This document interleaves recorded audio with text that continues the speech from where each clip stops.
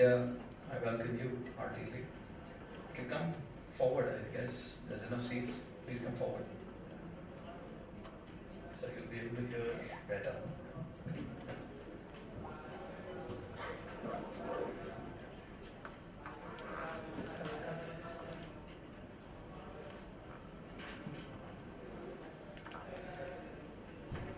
Mysticism of India, as you know, has been very active for the last 15 years in promoting art, culture, theatre, music and dance. Tonight we will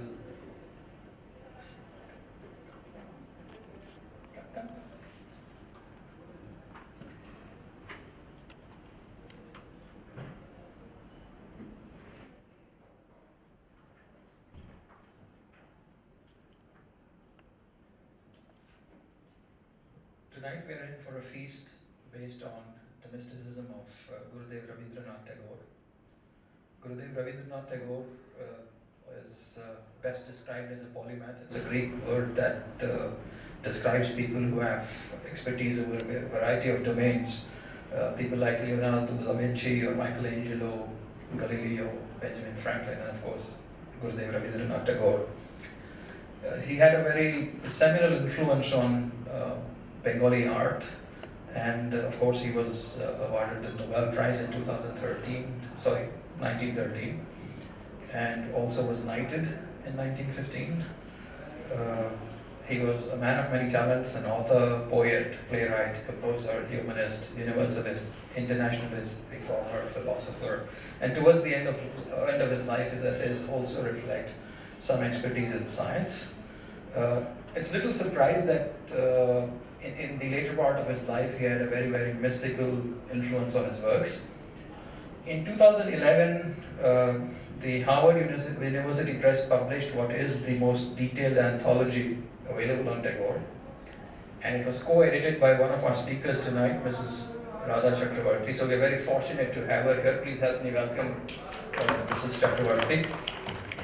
This will be followed by a lecture demonstration of Tagore's poetry and songs and music by Mrs. Somali Panda. So may I first invite Mrs. Chakravarti to come and share with us her insights into the visionary that Tagore was.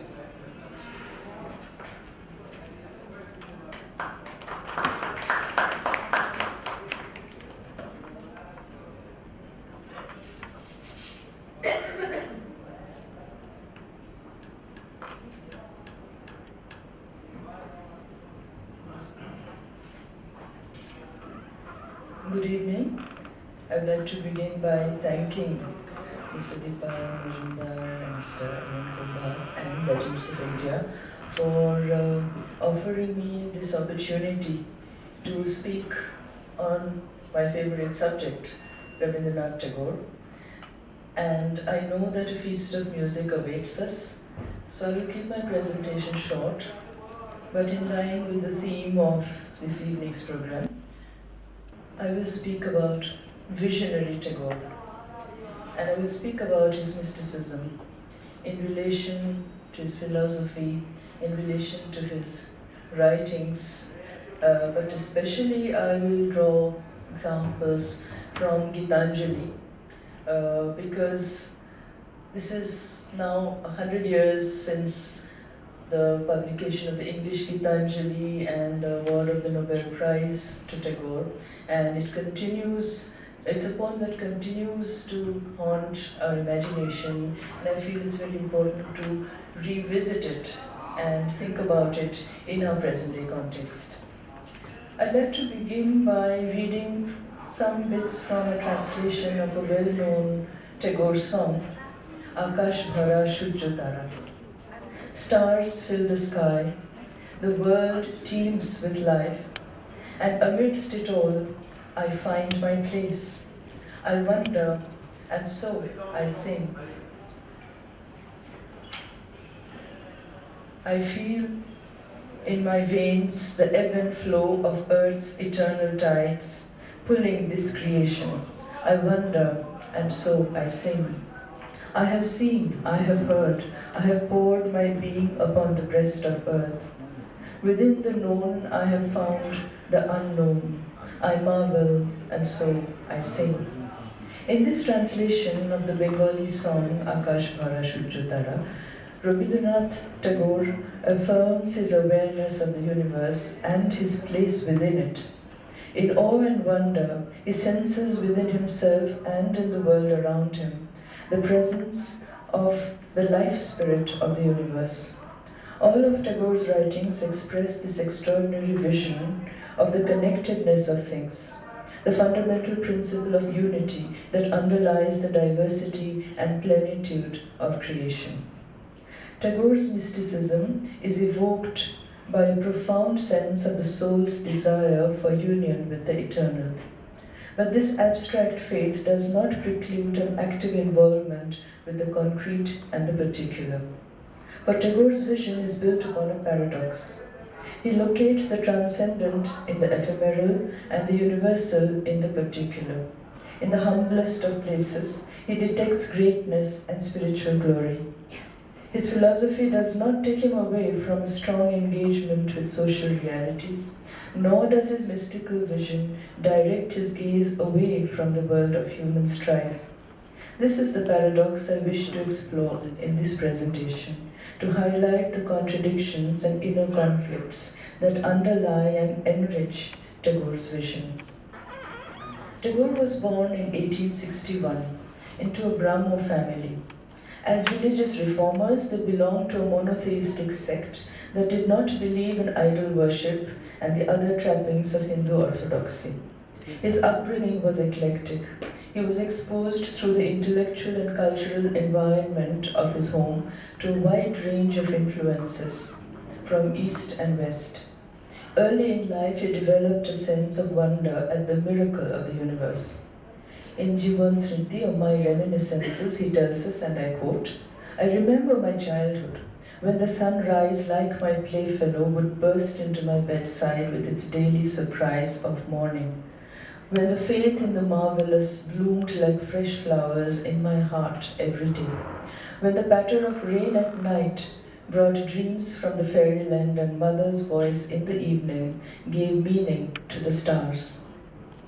This sense of wonder, evoked by the simplest experiences of every day, remained with Tagore to his dying day. It went into the making of his mysticism. Throughout his life, Tagore's ideas and attitudes continued to evolve, but some features remained constant. Critics detect a gradual shift of focus from God to man in his writings on religion, and point out the conflicting pulls of detachment and involvement, renunciation and desire that his works dramatize. But Tagore never loses sight of the connection between God and man. As Amir Sen argues, his endeavor was to further humanize God and bring out the spiritual potential in men. In a talk delivered at Shantiniketan in 1921, Tagore explains his sense of the link between the personal and the universal via his concepts of Jivan Devata, his personal God, and Vishwa Devata, the Lord of the universe. He says, "There is a certain space where God is entirely mine. In that space, there is just Him and me. The relationship is deep and mysterious. In that private world, I am alone. However, there is yet another point at which my personality merges with the universal. Jivan Devata resides within me, but also goes beyond me, towards that indivisible, infinite, inexpressible joy represented by Vishwadevata, the Lord of the universe." In Religion of Man, published in 1933, Tagore says, "Man has two aspects to his existence. In him there is universality and there is individuality." And in the same work, he argues, the highest manifestation of man is that in which he is able to unite with all across time and space. It was Tagore's message of universal love that stirred the imagination of the Western world when he won the Nobel Prize in 1913. To a world on the brink of war, the English Gitanjali brought a message of peace and spiritual solace. It is conventional to read Gitanjali as a profound philosophical text about the soul's quest for union with the eternal. But this spiritual journey does not entail a dismissal of the material, social, and physical dimensions of existence. In fact, the poems of Gitanjali vibrate with a dynamic awareness of the unity of all things. And I'm quoting from one of the poems. The same stream of life that runs through my veins night and day runs through the world and dances in rhythmic measures. It is the same life that shoots in joy through the dust of the earth in numberless blades of grass and breaks into tumultuous waves of leaves and flowers. This explains the poet's special bond with his God. The Supreme expresses itself in the most ordinary facets of everyday life, hence nothing is negligible or worthy of contempt. What binds everything together is the principle of love. In 1925, speaking of the mystics of medieval India, Tagore declared, and I quote, "The infinite cannot be comprehended through mere knowledge. The God of the Maramyas is a very different God. He is the Lord of the heart." The germ of this idea is already present in the Gitanjali poems, which express the reciprocal love of God and man through a range of metaphors. Erotic desire, mother love, brotherly camaraderie, and the poet's love for nature. In several poems, for instance, Tagore adopts a feminized voice to address God, using an erotic metaphor. For instance, in one of the poems, he says, "My song has put off her adornments. She has no pride of dress and decoration. Ornaments would mar our union. They would come between thee and me. Their jingling would drown thy whispers."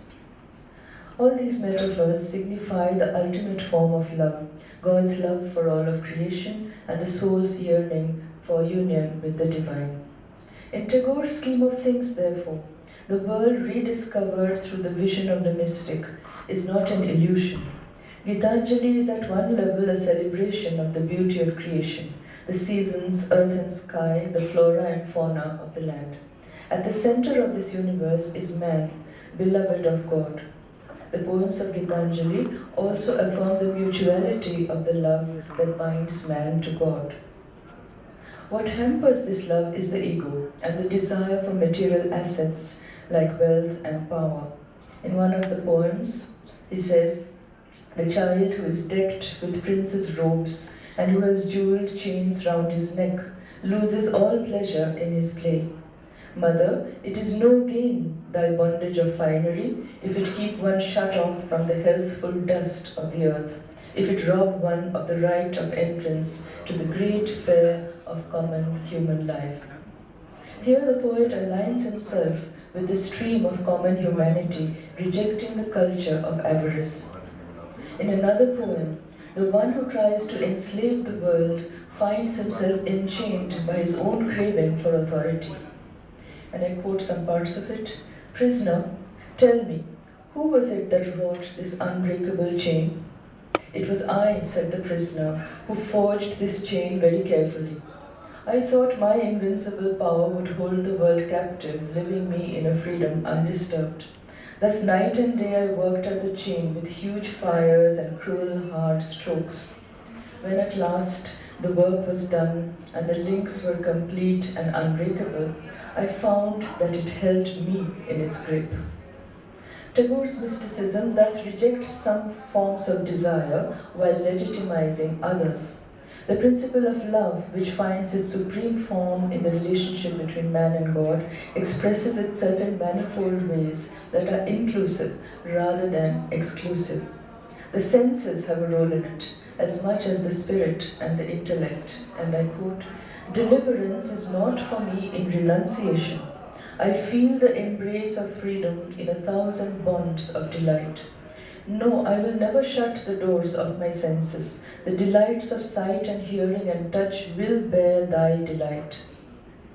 Within the concrete, the poet detects the presence of the abstract. I dive down into the depth of the ocean of forms, hoping to gain the perfect pearl of the formless. The soul's quest for the eternal involves the need to rise above the limits of the individual self. This process of overcoming the ego can demand a violent internal struggle and a willingness to confront the starkness of suffering. It presents the possibility of crossing the barriers that separate the privileged from those at the margins of society. And I quote, "Here is thy footstool, and there rest thy feet, where live the poorest, the lowliest, and lost. Pride can never approach to where thou walkest in the clothes of the humble, among the poorest, the lowliest, and the lost." Rabindranath's God does not reside in temples, nor is his worship realized through hollow rituals. He is to be found among the humblest forms of existence.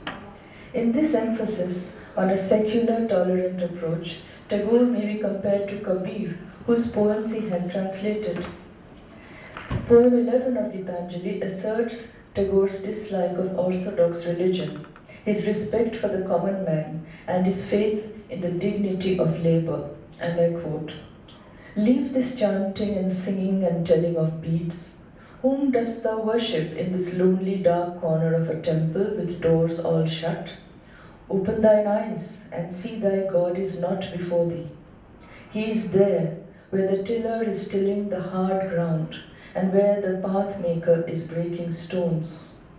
Come out of thy meditations and leave aside thy flowers and incense. Meet him and stand by him in toil and in sweat of thy brow." Rising above the selfish ego brings one closer to one's social others, an important step in the moral and spiritual journey. For in crossing the boundaries that divide man from man, the human spirit develops a sense of oneness with the universe and its maker. In the essay, "The World is Founded on Love," Tagore asserts, "it is through the coming together of our minds and hearts that truth is manifest." And in Gitanjali he says, "Thou hast made me known to friends whom I knew not. Thou hast given me seats in homes not my own. Thou hast brought the distant near and made a brother of the stranger. When one knows thee, then alien there is none. Then no door is shut. O grant me my prayer, that I may never lose the bliss of the touch of the one in the play of the many." Such is the essence of Tagore's mysticism. Through our connection with the world, we find our link with the divine. Today, we need to familiarize ourselves again with Tagore's vision for reasons that have as much to do with our contemporary world as with the genius of Tagore himself. Taken together, his writings continue to resonate with some of the most pressing concerns that haunt us today. They remind us, for instance, of the need to connect with our social and cultural others, and to think beyond the barriers that separate people from people. They also emphasize the importance of living in harmony with our environment, a lesson our threatened planet would do well to heed today. His works assert the significance of ethical and spiritual values instead of preoccupation with power and prosperity. They reject traditional religious practices to embrace a form of faith that is inclusive and based on tolerance. In an age that increasingly values narrow specialization, we should perhaps pause to consider the sheer breadth of vision inherent in Tagore's writings, for they demonstrate the underlying unity of all forms of knowledge in their combination of science, art, religion, philosophy, education, literature, politics, economics, history, and music. Tagore's vision of a world connected by the principles of love and truth did not materialize in his lifetime. In his dying days, in crisis in civilization, he would lament the state of a world torn asunder by violence and aggression. The unfinished journey is a constant metaphor in Gitanjali. The time that my journey takes is long, and the way of it long. The traveler has to knock at every alien door to come to his own, and one has to wander through all the outer worlds to reach the innermost shrine at the end.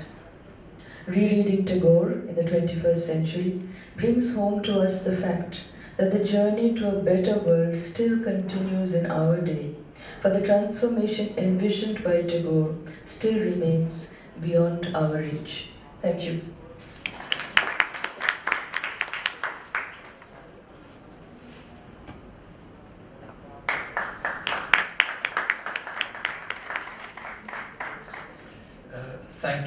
Babaji for that wonderful insight. If there are any questions, Radhaji would be happy to take them.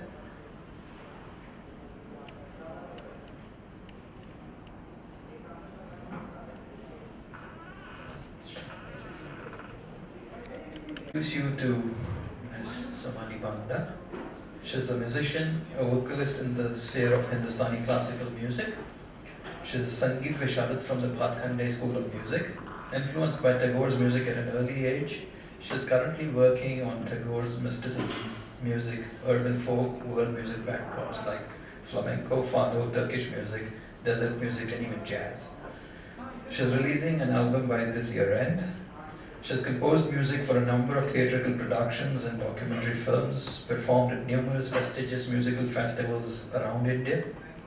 Currently, she is working on migrating music and Tagore's Unbound. She's done performances and lecture demonstrations, and also written about Tagore. She's authored a number of articles published in anthologies and journals of great standing. She writes music, writes poetry, and also plays the violin. And she also works for the West Bengal government, by the way. So may I invite Somali Panda. She's being accompanied on violin by Mr. Ram Gopal Pine.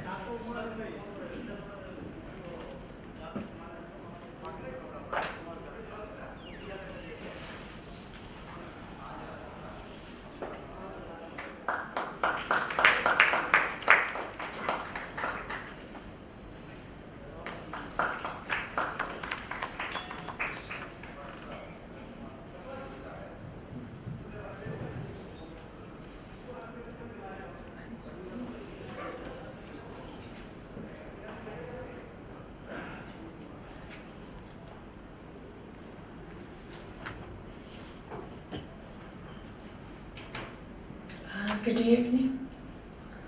Namaskar. Actually, I'm very much honored that I'm before you today. And of course, I'm thankful to